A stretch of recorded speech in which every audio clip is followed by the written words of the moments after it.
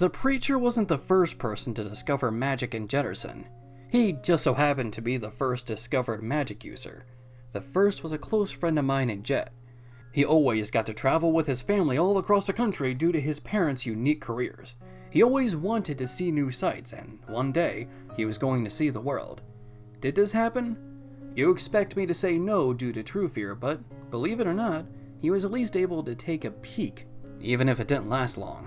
But how was he able to see the world in the first place? Well, shouldn't that be obvious?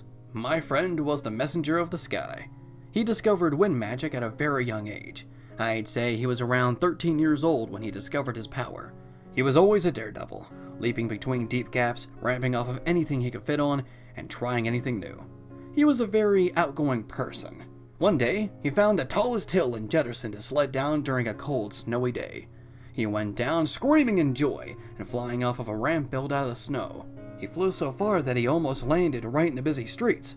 He was about to crash right into a speeding car. His grip tightened on his sled as he shut his eyes until it was over. But it never happened. He landed on the other side of the road. We saw the whole thing. It was like the wind was pushing upward until he was safe. The car slammed on its brakes as the driver ran out to see if he was okay.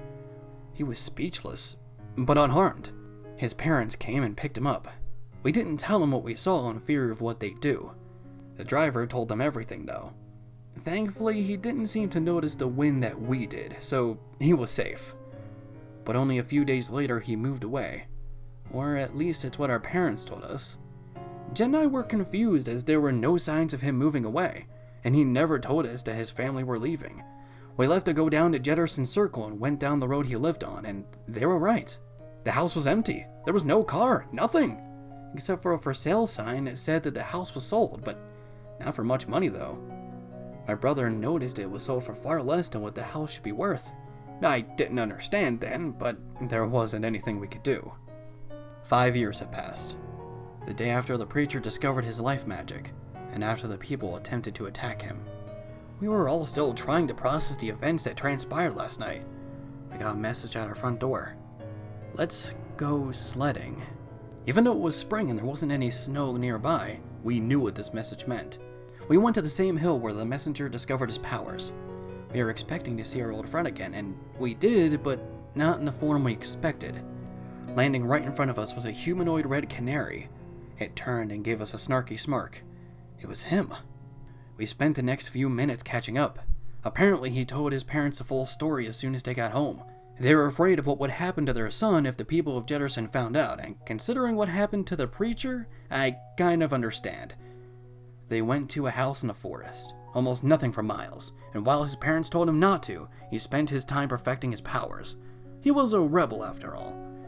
This caused him to change the way he did. He gained the ability of flight to control the wind around him and create gusts of wind from his red wings. He said that he left home 2 years ago to see the world. He told us everything from the blue and red seas, the ever-neon kingdom, and a luscious green garden going for miles. He wanted to say hi to us again before he went off to see more of what the world had in store. But it wouldn't be long before we would see him again. We would discover our powers only a week later, the exact time those like the messenger were being summoned to the Crimson Kingdom. While the messenger still kept his cocky and snarky persona, it's obvious he felt regret for not seeing his family one last time before the events of True Fear, or even inviting them to live in the kingdom. And, to be honest, so do I.